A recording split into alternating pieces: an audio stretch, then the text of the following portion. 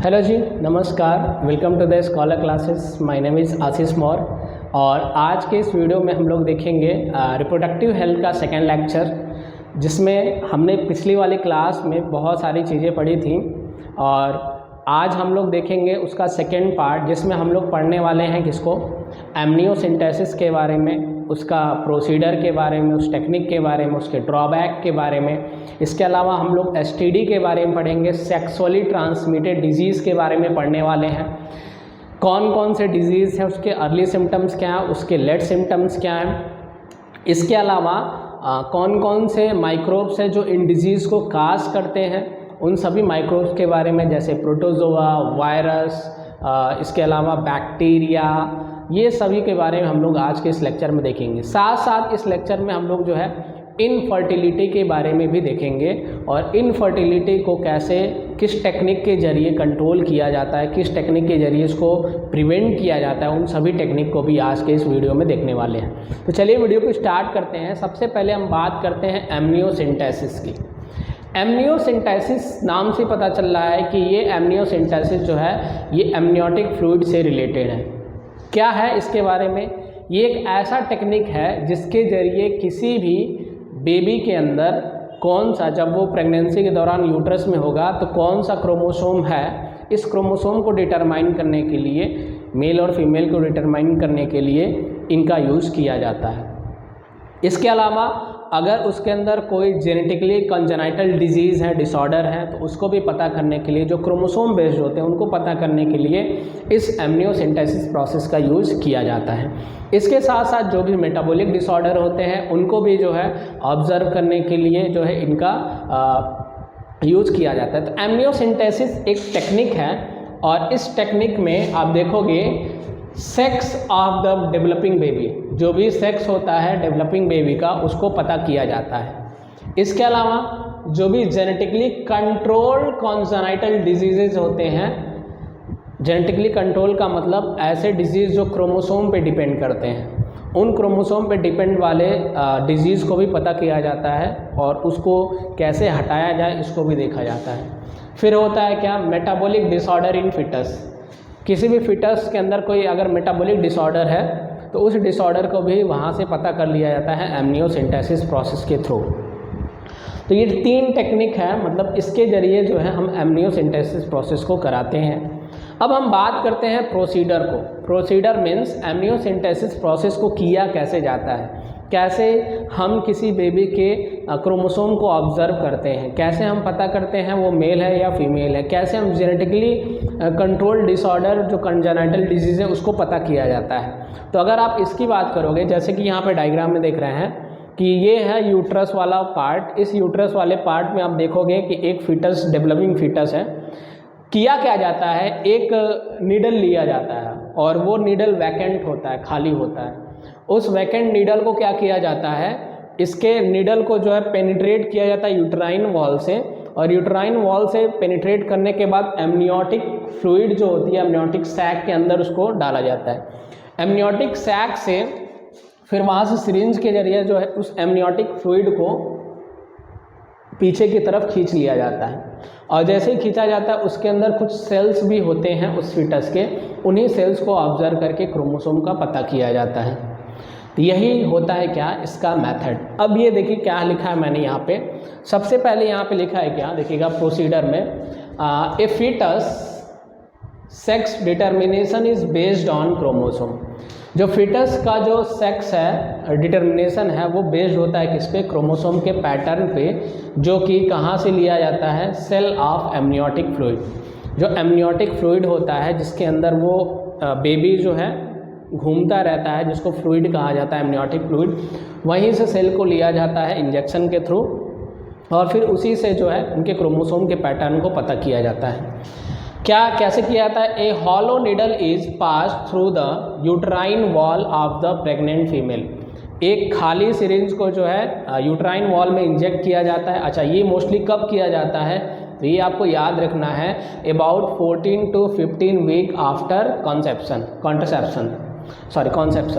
तो जो 15 से 14 वीक होता है उसी के दौरान जो है, कॉन्ट्रसेप्शन के दौरान, मतलब जो प्रेगनेंसी है उसके बाद जो है ये किया जाता है। और कहाँ से किया जाता है? इनटू एमनियोटिक फ्लूइड, जो एमनियोटिक फ्लूइड होता है उसके थ्रू। इसके अलावा अगर आप बात करोगे और क्या किया जाएगा, एक स्मॉल अमाउंट जो है एमनियोटिक फ्लूइड को विड्रॉल किया जाता है, निकाला जाता है। कहाँ से? निडल के थ्रू। फिर क्या है? It contain the skin cells and number of protein which culture into lab.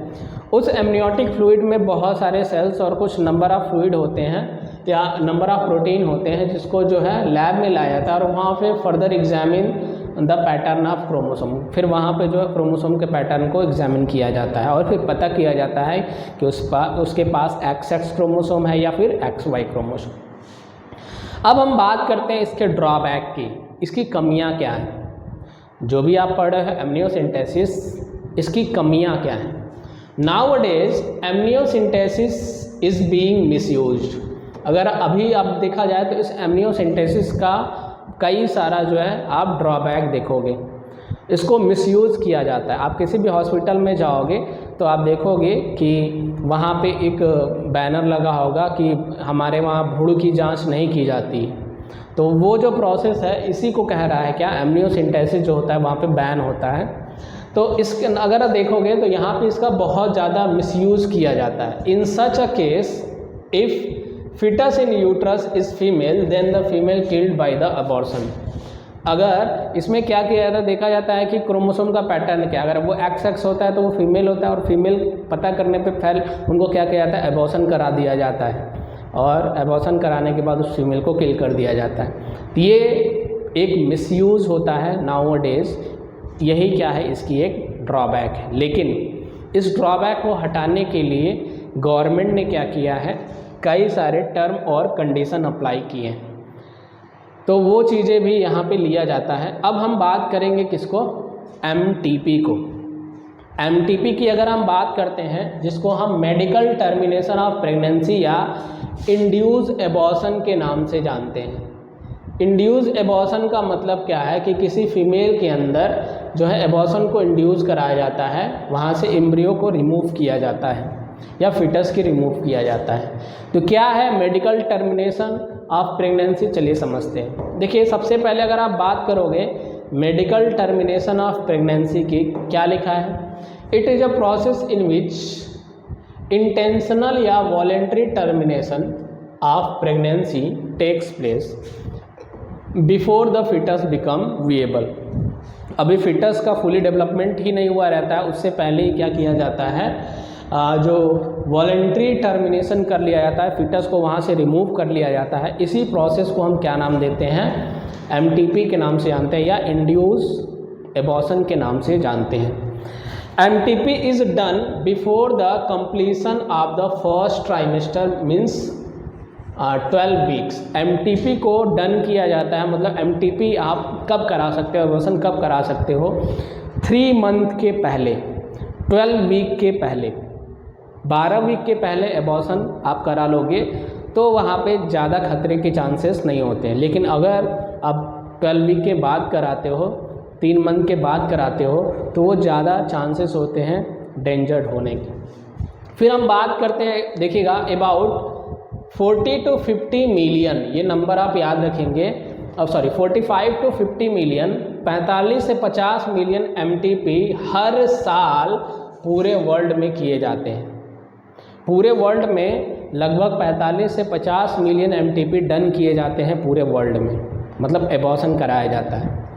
क्या है मेथड एबॉर्शन की, अगर हम बात करें किस तरीके से किया जाता है, तो इनमें 3 तरीका है। फर्स्ट होता है जिसको आप डायलेशन या क्यूरिटेज के नाम से जानते हो। पहला जो मेथड होता है जिसको आप डायलेशन या क्यूरिटेज के नाम से जानते हो।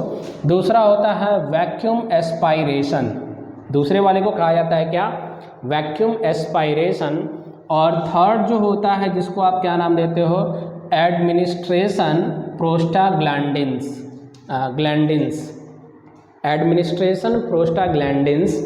ये 3 तरीके हैं किसके, मेथड ऑफ एबॉर्शन के। इन 3 तरीक़ों से एबॉर्शन कराया जाता है। वैसे NCERT में आप देखोगे ये सारी चीज़ें आपके NCERT में दी हुई हैं। चलिए क्या क्या है देखिएगा, पहला है डायलेशन या क्यूटेज। क्यूटेज में आप देखोगे इसमें क्या किया जाता है, सर्विक्स को डाइल्यूट किया जाएगा और सर्विक्स को डाइल्यूट करके फिर वहाँ से जो है उस फीटस को निकाल लिया जाएगा बिफोर 3 मंथ के पहले। फिर दूसरा आता है वैक्यूम एस्पायरेशन। इसमें वैक्यूम के जरिए जो है उस इम्प्लांटेड एम्ब्रियो या फीटस को जो है बाहर निकाल लिया जाता है, जिसको हम वैक्यूम एस्पायरेशन के नाम से जानते हैं। और तीसरा होता है एडमिनिस्ट्रेशन प्रोस्टाग्लैंडिन्स। एडमिनिस्ट्रेशन प्रोस्टाग्लैंडिन्स में क्या किया जाता है, इसमें कुछ केमिकल्स या ड्रग्स का यूज़ किया जाता है। जैसे एक होता है एब्जॉर्टेंट्स की अगर आप बात करोगे तो एक तरह का पिल्स है, ओरल पिल्स कह सकते हो। इसको जो है इनटेक किया जाता है और वो क्या करता है, यूट्राइन को कॉन्ट्रैक्ट करेगा और फिर वो फिटस को रिमूव कर देता है, जिसको एबॉर्शन कहा जाता है। तो इस 3 तरीके से, जिसमें आपने पहला देखा क्या, डायलेशन क्यूटेज, और फिर क्या है वैक्यूम एस्पायरेशन, और तीसरा क्या है एडमिनिस्ट्रेशन प्रोस्टाग्लैंडिन्स। तो ये 3 तरीके से जो है क्या किया जाता है, एबॉर्शन कराया जाता है। ये 3 मेथड है। अब यहाँ पे अगर हम बात करें इसके सिग्निफिकेंस की, सिग्निफिकेंस का मतलब इसका महत्व क्या है, इसका इम्पोर्टेंस क्या है एबॉर्शन का।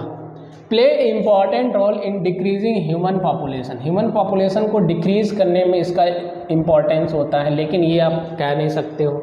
Help in remove of unwanted pregnancy which is harmful to mother. अगर बिना इच्छा का जो है प्रेगनेंसी हो गया है जो मदर के लिए क्या है, खतरनाक है, हार्मफुल है, तो उसको हटाने के लिए भी जो है इसका यूज किया जाता है। तो ये 2 सिग्निफिकेंस है इसके, जिसके लिए जो है एमटीपी को डन किया जाता है या एबॉर्शन को डन किया जाता है। फिर हम बात करते हैं ड्रॉबैक की। ड्रॉबैक सबसे इम्पॉर्टेंट है, जिसको आपको जानना है। सबसे पहले क्या है, MTP are perform illegally by unqualified quacks which may be fetal even. जो है इनको जो है इलीगली किया जाता है, जो अनक्वालिफाइड क्वैक्स होते हैं उनके जरिए, जिनको अभी नॉलेज नहीं है इसके बारे में कि इसके करने से क्या खतरा होगा या फिर क्या मतलब बाद में दिक्कत होगी, इसके बारे में उनको नॉलेज नहीं है, उनके जरिए it is misuse to about even the normal female फिटेसिस।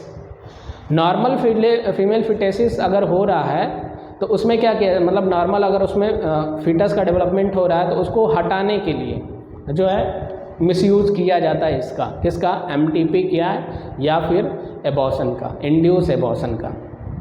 तो ये ड्रॉबैक होते हैं। इस ड्रॉबैक को देखते हुए गवर्नमेंट ने जो है क्या किया, इंडिया में अगर आप देखोगे, in India MTP is legalised. MTP को लीगलाइज किया गया किसमें, इन 1971 विथ सम स्ट्रिक्ट कंडीशन। जैसे इसके मिसयूज़ भी थे और इसके यूज़ भी थे, इन दोनों को देखते हुए इंडिया ने क्या किया, इसको लीगलाइज किया। 1971 में इसको लीगलाइज किया, लेकिन वहाँ पे उसने कुछ टर्म और कंडीशन रखा कि किस कंडीशन में एमटीपी को किया जाएगा या किस कंडीशन में वहाँ पे एबॉर्शन किया जाएगा। इसके बारे में जो है इंडिया में जो है इसको लागू किया गया। क्लियर। तो ये हमने पढ़ा किस प्रोसेस को, एमनियोसिंथेसिस, और किसको हमने पढ़ा, एमटीपी के बारे में। क्लियर है। चलिए अगर हम बात करें सेक्सुअली ट्रांसमिटेड डिजीज़, या इसी को हम सेक्सुअली ट्रांसमिटेड इन्फेक्शन, या इसी का 2 और नाम है जिसको हम क्या कहते हैं, देखिए इसको हम वेनेरियल डिजीज़ के नाम से भी जानते हैं। ये नाम आपको याद रखना है, इससे आपके एग्ज़ाम में क्वेश्चन आता रहता है। इसके अलावा एक और इसका नाम है जिसको हम रिप्रोडक्टिव ट्रैक्ट इन्फेक्शन के नाम से भी जानते हैं। तो इसके कितने नाम हुए, एसटीआई, एसटीडी, वेनेरियल और आरटीआई, रिप्रोडक्टिव ट्रैक्ट इन्फेक्शन। ये सारे नाम किसके होते हैं, सेक्सुअली ट्रांसमिटेड इन्फेक्शन के। अब हम लोग समझते हैं कि ये सेक्सुअली ट्रांसमिटेड इन्फेक्शन होता क्या है। देखिए ये कुछ ऐसे डिजीज़ होते हैं जो रिप्रोडक्टिव ऑर्गन से रिलेटेड होते हैं, जो कॉपुलेशन के दौरान ट्रांसमिट होते हैं, जो कम्युनिकेबल होते हैं, जो एक इन्फेक्टेड पर्सन से एक नॉर्मल पर्सन में जो है ट्रांसफ़र होते हैं। या तो ये कांटेक्ट के थ्रू ट्रांसफ़र होंगे या फिर ये ब्लड के थ्रू ट्रांसफ़र होंगे। इन्हीं डिजीज़ को आप सेक्सुअली ट्रांसमिटेड इन्फेक्शन या वेनेरियल डिजीज़ या आरटीआई, जिसको रिप्रोडक्टिव ट्रैक्ट इन्फेक्शन के नाम से जानते हैं। चलिए अब यहाँ पे अगर हम समझें कि इनको क्या क्या चीज़ें हैं जिसकी वजह से ये डिजीज़ होता है, तो सबसे पहले लिखा है क्या, this are the communicable diseases. ये कम्युनिकेबल होते हैं, मीन्स एक पर्सन से दूसरे पर्सन में ट्रांसफ़र होते हैं, किसी इन्फेक्टेड पर्सन से किसी नॉर्मल पर्सन में ट्रांसफ़र होते हैं। Transmitted from one infected person to other healthy person through the sexually contact या ब्लड ट्रांसफ्यूज़न। या तो ये सेक्सुअली कॉन्टैक्ट के थ्रू होगा, मैटिंग के थ्रू होगा, या इनमें जो है ब्लड का ट्रांसफ्यूज़न किया जा रहा है, किसी इन्फेक्टेड पर्सन का ब्लड जो है किसी हेल्दी पर्सन में दिया जा रहा है, डोनेट किया जा रहा है, किसी निडल के थ्रू किया जा रहा है। तो ऐसे कंडीशन में भी इस डिजीज़ के इन्फेक्शन के चांसेस होते हैं। These are acquired diseases. Acquired means क्या होता है, ऐसे डिजीजेज जो किसी इन्वायरमेंट से मिलते हैं, ऐसे डिजीज़ को एक्वायर्ड डिजीज़ कहते हैं। जो किसी माइक्रोब्स के जरिए मिलते हैं, ऐसे डिजीज़ को एक्वायर्ड डिजीज़ कहते हैं। तो दीज आर एक्वायर्ड डिजीज़ जो इन्वायरमेंट से आपको गेन होंगे। इसके कुछ अर्ली सिम्टम्स होते हैं जो कि एनसीईआरटी में भी दिया हुआ है ये सारी चीज़ें। अगर इसके अर्ली सिम्टम्स की बात करोगे तो सबसे पहला आप देखोगे क्या, इचिंग होगा। कहाँ इचिंग होगा, जो रिप्रोडक्टिव पार्ट या रिप्रोडक्टिव आर्गन्स होंगे वहाँ पे इचिंग देखने को मिलता है। कुछ ना कुछ फ्लूइड डिस्चार्ज होगा। इसको ये जो अर्ली सिम्टम्स होता है इसको माइनर सिम्टम्स के नाम से भी जाना जाता है। ये माइनर सिम्टम्स होते हैं, पेन होना, स्वेलिंग होना, और ये सब कहाँ होता है, जो जेनाइटल पार्ट होते हैं वहाँ पे देखने को मिलता है। सिम्टम्स या माइनर सिम्टम्स जिसमें आप देखोगे क्या, itching, fluid discharge, slight pain, swelling, these are the minor symptoms STI। Clear. Next हम लोग बात करते हैं किसको, लेट सिम्टम्स ऑफ STI की, के नाम से भी जानोगे। तो क्या है मेजर सिम्टम्स। सबसे पहला है क्या, पेल्विक इन्फ्लामेटरी रीजन में इन्फ्लामेशन देखने को मिलता है। जब इन्फेक्शन ज़्यादा हो जाता है तो ऐसे कंडीशन में ये प्रेगनेंसी। इक्टोपिक प्रेगनेंसी क्या होता है, अगर इम्प्लांटेशन फैलोपियन ट्यूब में हो जाए, वैसे यूट्राइन वॉल में होता है, लेकिन कभी कभी क्या होता है कि इस STI की वजह से जो है, और सपोज करिए अगर फैलोपियन ट्यूब में इम्प्लांटेशन होगा तो क्या होगा, फैलोपियन ट्यूब की एक तो साइज, यूट्रस का डेवलपमेंट वो अच्छे तरीके से कर सके, यूट्रस के अंदर उस फीटस का डेवलपमेंट, मतलब फैलोपियन ट्यूब में अच्छे साइज नहीं होता यूट्रस, तो उस तरह का कैविटी होता है जिसके अंदर जैसे जैसे ग्रोथ डेवलपमेंट होता है फीटस का, वैसे वैसे उसको एडजस्ट, आप देखोगे कुछ और चीज़ों की कमी होगी, प्लेसेंटा न्यूट्रिएंट जो है वो नहीं दे पाएगा। तो ये सारी चीज़ें आप देखोगे। तो एक्टोपिक प्रेगनेंसी जो है यूट्रस में ना होकर के फैलोपियन ट्यूब में हो जाए, इसी को क्या नाम दिया जाता है, फिर एबॉर्शन। एबॉर्शन की अगर आप बात करोगे, एबॉर्शन मीन्स कि वो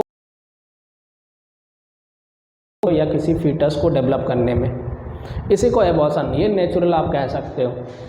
फिर इनफर्टिलिटी। इनफर्टिलिटी STI क्या करेगा, इनफर्टिलिटी को भी काज करेगा, मीन्स वो फीमेल या मेल अनेबल होगा किसी, तो ऐसे में भी वहाँ पे देखोगे may be cause cancer of reproductive tract, cancer भी आपको देखने को मिलेगा। तो क्या क्या, एक तो पेल्विक, एक वहाँ पे आपको जो है एक्टोपिक प्रेगनेंसी देखने को मिलेगा, इनफर्टिलिटी, एबॉर्शन, और वहाँ पे क्या सारे जो होते हैं ये मेजर क्या होते हैं, सिम्टम्स होते हैं किसके, STI के। नॉन क्यूरेबल डिजीज होता है। वैसे भी आप STI की बात करोगे जो कि एक्वायर्ड डिजीज हैं, ये एक्वायर्ड नॉन क्यूरेबल मीन्स जिनका कोई दवा या ड्रग्स नहीं है जिनके जरिए आप उनको प्रिवेंट कर सको, रखना। अवेयरनेस के जरिए ही इनको क्या किया जा सकता है, प्रिवेंट किया जाता है। किसी दवा के जरिए इनका प्रिवेंशन करो। तो एसटीआई में दो तरह के डिजीज को कैटेगराइज किया गया है, एक नॉन क्यूरेबल और एक क्या होंगे, क्यूरेबल। नॉन क्यूरेबल में 3 नाम आपको याद रखना है, ये सब एनसीईआरटी का ही लाइन है। फर्स्ट है एड्स, है क्या, जेनाइटल हर्ब्स। इसके अलावा अगर ऑप्शन आएगा तो समझ जाइएगा वो ऑप्शन क्या है, गलत है। पूछे which not belong to non curable diseases, जिसमें 3 नाम ये देगा, एड्स, हेपेटाइटिस, वो पूछ सकता है। क्लियर है? तो इसमें 3 होंगे। 3 में सबसे पहले देखोगे हेपेटाइटिस। एड्स की अगर आप बात करोगे, इसको एक्वायर्ड इम्यूनो डिफिशियंसी सिंड्रोम के नाम से जानते हैं, जो जनरल प्रिवेंशन ऑफ एसटीआई। क्या तरीका है जिसके जरिए एसटीआई को हम प्रिवेंट कर लें, रोक दें। सेक्स विथ अननोन पार्टनर या मल्टीपल पार्टनर, सेक्स को क्या किया जाए, अवॉइड करने का काम किया जाए। रिक्वायर्ड कंडोम का रिक्वायर्ड मतलब कंडोम का यूज किया जाए। Consultation with qualified doctor if doubtable, अगर आपको लगता है कि इन्फेक्शन है करिए, वो इनके बारे में बताएगा, इनके क्यूरेबल के बारे में बताएगा। हेल्थ एडुकेशन सब और जानकारी अगर रखेंगे तो इसके बारे में आप अवेयर रहेंगे। ये सारे हम लोग बात करेंगे एसटीआई डिजीज़ की। कौन कौन से डिजीज़ हैं को एसटीआई को ट्रांसमिट करते हैं, जिनके थ्रू एसटीआई काज होता है। तो सबसे पहले आप देखोगे किसको, बैक्टीरियल एसटीआई को। बैक्टीरियल मीन्स बैक्टीरिया से रिलेटेड डिजीज़। आपको सबसे पहला नाम याद रखना है किसका, गोनोरेया। गोनोरेया दूसरा नाम है सिफिलिस, और तीसरा गोनोरेया, सिफिलिस और क्लेमाइडियोसिस। ये तीनों डिजीज जो बैक्टीरिया से पूछेगा एग्जाम में, इंपॉर्टेंट है बहुत। तो गोनोरेया, सिफिलिस और क्लेमाइडियोसिस, ये 3 डिजीज। गोनोरेया को काज करने वाला जो कई बार एग्जाम में पूछा हुआ भी है, गोनोरेया को काज है निसरिया, तो केवल निसरिया स्पीसीज नाम दे सकता है कंफ्यूज करने के लिए। तो निसरिया गोनोरेया जो है ये क्या काज करता है, इसमें मेल जो है वो यूरिनेशन करते हैं, यूरिन को सेक्रेट करते हैं, लेकिन वहाँ पे पेनफुल यूरिनेशन देखने को मिलता है। दूसरा डिजीज है वो सिफिलिस है। सिफिलिस को काज करने वाले ये भी नाम आपको याद रखना है, कई बार ट्रिपेनिमा पैलिडम, ये भी क्या है, एक बैक्टीरियल डिजीज को काज करने वाला बैक्टीरिया। कभी कभी लोग इसको ट्रिपेनोसोमा के नाम से समझते हैं, जो कि एक प्रोटोजोआ है। ये एक बैक्टीरिया है जिसको ट्रिपेनिमा के नाम से जानते हैं। कैंक्रेस सॉर्स काज करेगा, जिसमें माउथ में या जेनाइटल पार्ट्स में देखने को मिलेगा। फोड़े टाइप के दिखेंगे, ओर्स टाइप के दिखेंगे, वहाँ पे आपको देखने को मिलेगा माउथ या जेनाइटल पार्ट में। यहाँ पे एक बैक्टीरिया क्लेमाइडिया बैक्टीरिया, ये क्लेमाइडिया बैक्टीरिया है, क्लेमाइडियोसिस काज करते हैं। क्लेमाइडियोसिस का नाम याद रखना है, कभी कभी क्लेमाइडोमोनास जैसे, लेकिन ये एक बैक्टीरियल डिजीज है जिसको एक बैक्टीरिया काज करता है, क्लेमाइडिया। क्लियर है? तो गोनोरेया, सिफिलिस और देखोगे यहाँ पे भी पेनफुल यूरिनेशन देखने को मिलता है। यूरिन जब सीक्रेट होगा, निकलेगा, तो वो भी पेनफुल होता है। Mucus discharge from the penis and urine, ये सभी सिम्टम्स होते हैं किसकी, सिफिलिस, गोनोरेया और क्लेमाइडियोसिस की अलग अलग। नेक्स्ट आप लोग बात करोगे किसको, वायरल STI को। बहुत सारे ऐसे डिजीज़ हैं जिनको वायरस काज करते हैं। सबसे पहले वायरस में सबसे पहला नाम आप देखोगे जेनाइटल हर्प्स का। जेनाइटल हर्प्स जो होता है एक वायरल इन्फेक्शन से ये होता है। इसमें सबसे पहला नाम आएगा क्या, जेनाइटल हर्प्स, जिसको एक वायरस काज करता है, हर्प्स वायरस इसको आप कहते हो। इसमें जो जेनाइटल पार्ट्स हैं वहाँ पे सोर्स देखने को मिलता है, छाले देखने को मिलते हैं और साथ साथ फीवर हो जाता है। तो पहला जो नाम है वायरल डिजीज़ का वो है क्या है, जेनाइटल हर्प्स। नेक्स्ट जो होता है जिसको हम हेपेटाइटिस बी के नाम से जानते हैं। हेपेटाइटिस बी की अगर आप बात करोगे तो हेपेटाइटिस बी इसी के नाम से ही वायरस का नाम है, हेपेटाइटिस बी वायरस इसको काज करता है। इसमें आप फटीग्यू देखोगे, थकान जिसको आप कहोगे, स्किन येलो हो जाएगा, एब्डोमिनल पेन नज़र आएंगे, ये सारे जो है आपको सिम्टम्स नज़र आते हैं हेपेटाइटिस बी की कंडीशन में। एक लाइन यहाँ पे लिखा हुआ है कि hepatitis B is 100 times more dangerous than AIDS. ये 100 टाइम्स ज़्यादा डेंजरस होता है किसके कंपेयर में, एड्स के कंपेयर में। फिर नेक्स्ट आता है जिसको हम कहते हैं एक्वायर्ड इम्यूनोडिफिशियेंसी सिंड्रोम, जिसको काज करने वाला एक वायरस होता है जिसको HIV वायरस के नाम से जानते हैं, ह्यूमन इम्यूनोडिफिशियेंसी वायरस। इसमें फीवर, इन्फेक्शन, वीकनेस, कैंसर, ये सारी चीज़ें देखने को मिलती हैं। इस डिजीज़ में आपकी इम्यून सिस्टम वीक हो जाती है और ये इम्यून सिस्टम WBC के नंबर्स इंक्रीज़ करने पे देखने को मिलता है। फिर एक और डिजीज़ देखोगे जेनाइटल वार्ट्स, जिसको काज करने वाला एक वायरस होता है, ये नाम याद रखना है, पैपिलोमा वायरस। पैपिलोमा वायरस को जो काज करने वाला जो है जिसकी वजह से डिजीज़ होता है वो कौन है, मतलब जो डिजीज़ होगा वो जेनाइटल वार्ट्स होते हैं। जेनाइटल वार्ट्स में होगा क्या, इसमें वार्ट्स डेवलप कर जाते हैं, ग्रोथ या एक टिश्यू ग्रोथ कर जाता है जेनाइटल पार्ट के ऊपर, इसी को हम जेनाइटल वार्ट्स के नाम से जानते हैं। तो ये 4 नेम आपको याद रखने हैं। क्या क्या नाम याद रखना है, genital herpes, hepatitis B, AIDS और जेनाइटल वार्ट्स। ये this 4 disease are caused by the viral infection. Clear. Next हम लोग चलते हैं प्रोटोजोवन डिजीज़ पे। प्रोटोजोवन डिजीज़ की बात करोगे, प्रोटोजोवन सेक्सुअली ट्रांसमिटेड इन्फेक्शन की बात करोगे तो इसमें पहला नाम आता है, एक ही डिजीज़ यहाँ पे आपका NCERT मिलेगा, ट्राइकोमोनियोसिस के नाम से, जिसको वजाइनिटिस भी हम कहते हैं।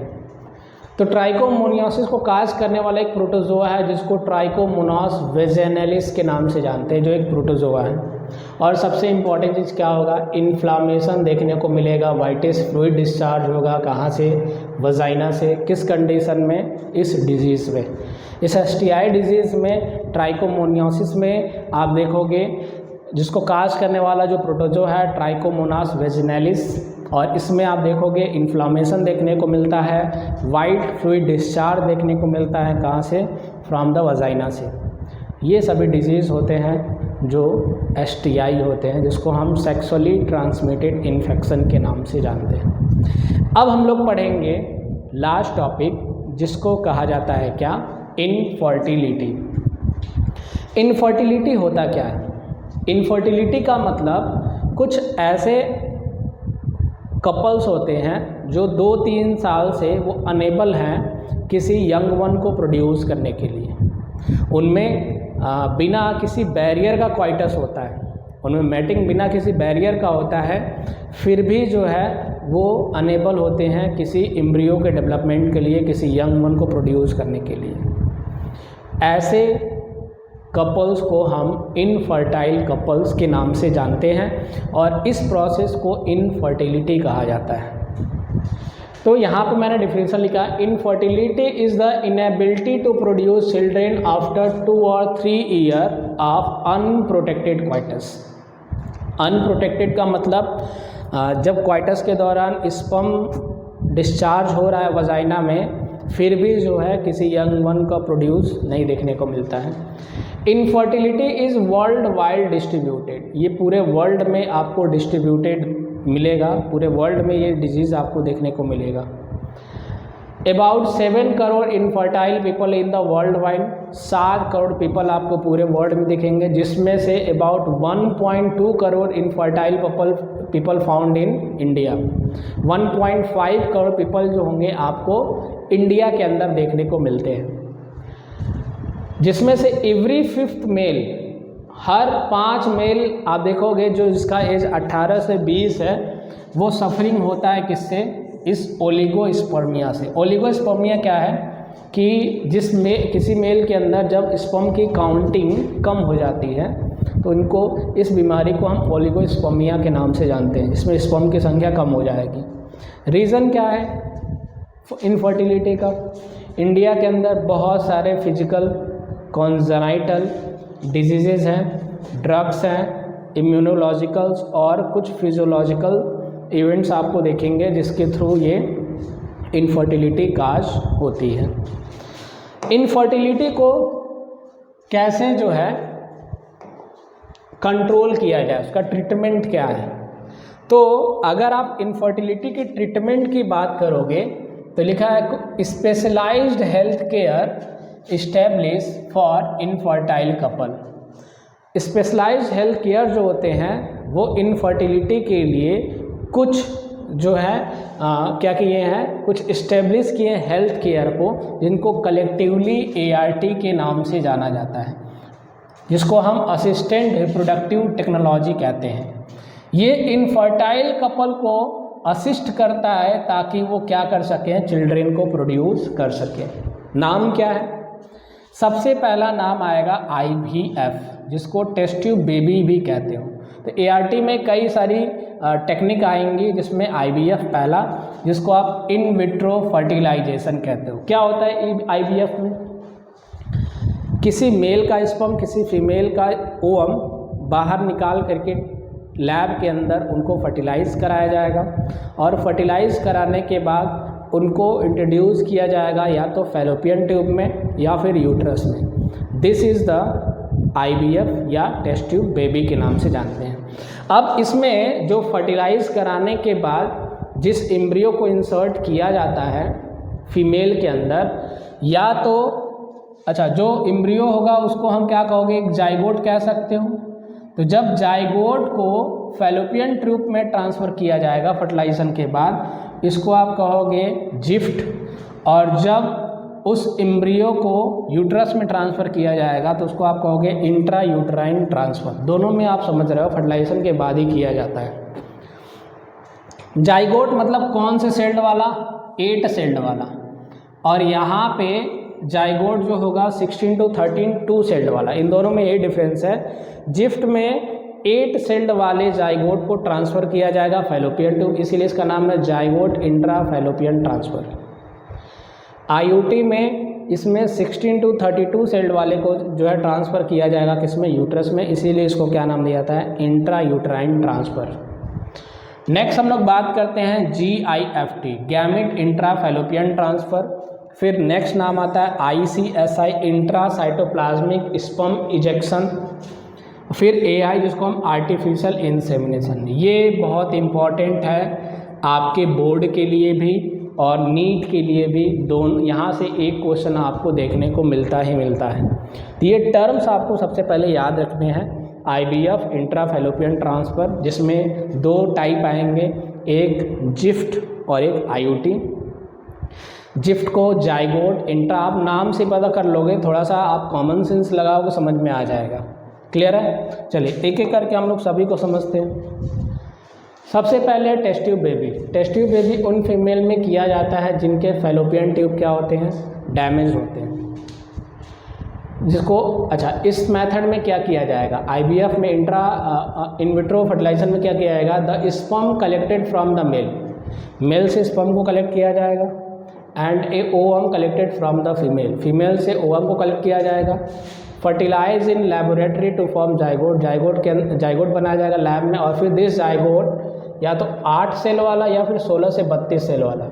8 सेल वाले को जो है फैलोपियन ट्यूब में और 16 से 32 वाले को जो है यूट्रस में ट्रांसफ़र किया जाएगा। This is the called IVF, जिसमें एक होता है जिफ्ट और एक होता है IUT। जिफ्ट में zygote intra fallopian transfer, zygote को ट्रांसफ़र किया जाएगा फैलोपियन ट्यूब जो 8 सेल वाला होगा। और IUT में यूट्रस के अंदर ट्रांसफ़र किया जाएगा 16 से 32 सेल वाले को। क्लियर है? तो पहले जाइगोट वाले में देखोगे, the zygote with 8 cell transfer in fallopian tube of female. इस मेथड में जिफ्ट में आप देखोगे 8 सेल वाले जो है जाइगोट को ट्रांसफ़र किया जाता है फैलोपियन ट्यूब के अंदर, this is called gift. IUT क्या है? Intra uterine. इसमें जो आप देखोगे 16 से 32 सेल वाले हैं, जो 8 ब्लास्टोमियर होते हैं, उनको ट्रांसफ़र किया जाता है यूट्रस के अंदर फीमेल के, इसको आईयूटी के नाम से जानते हैं। फिर हम बात करते हैं गिफ्ट की। नाम से पता चल रहा है, इस जी का मतलब गैमेट से है, उस जेड का मतलब जाइगोट से है। Gamete intra fallopian transfer. अच्छा, ये उन फीमेल में किया जाएगा जिनका या तो ओवरी डैमेज है, या फिमरी काम नहीं कर रहा है, या ओवम को रिसीव नहीं कर रहा है। तो ऐसे फीमेल में ये प्रोसेस किया जाता है। क्या किया जाता है? किसी डोनर से ओवम को लिया जाएगा और जो जिसका ओवरी डैमेज है उसके फैलोपियन ट्यूब में ट्रांसफ़र कर दिया जाएगा। ये प्रोसेस किया जाता है। फीमेल, इसमें हमेशा उन फीमेल को देखा जाता है जिनका ओवरी डैमेज है, लेकिन उनका फैलोपियन ट्यूब क्या है, सूटेबल होता है फर्टिलाइजेशन के लिए। तो जिनका ओवरी डैमेज होता है या फिमरी वर्क नहीं करता है, उस एम्ब्रियो को, ओवम को रिसीव नहीं कर पाता है, ऐसे फीमेल में ये प्रोसेस कराया जाता है। ये जो है प्रोसेस कराया जाता है गिफ्ट का। क्लियर है? तो इसमें गैमेट को जो है फैलोपियन ट्यूब के अंदर ट्रांसफ़र किया जाए किसी डोनर फीमेल से लेकर के। नेक्स्ट होता है ICSI, इंट्रासाइटोप्लाज्मिक स्पर्म इजेक्शन।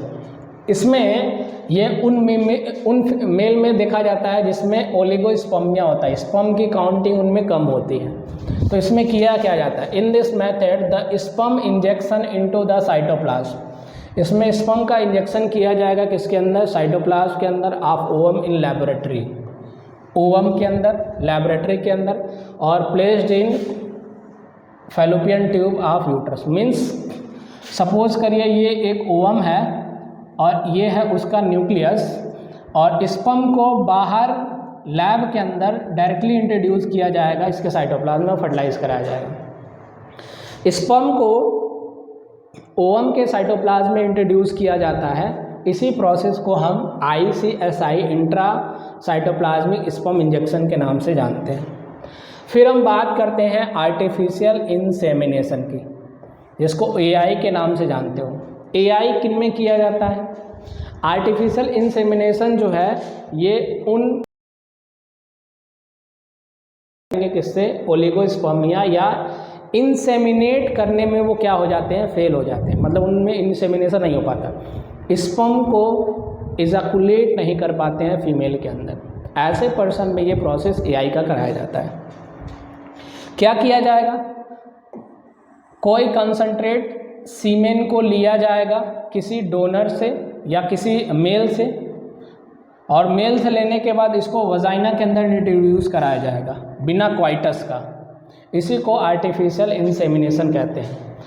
किसी मेल से कंसंट्रेटेड स्पर्म को लिया गया और वजाइना में इंट्रोड्यूस करा दिया, this is the called artificial insemination.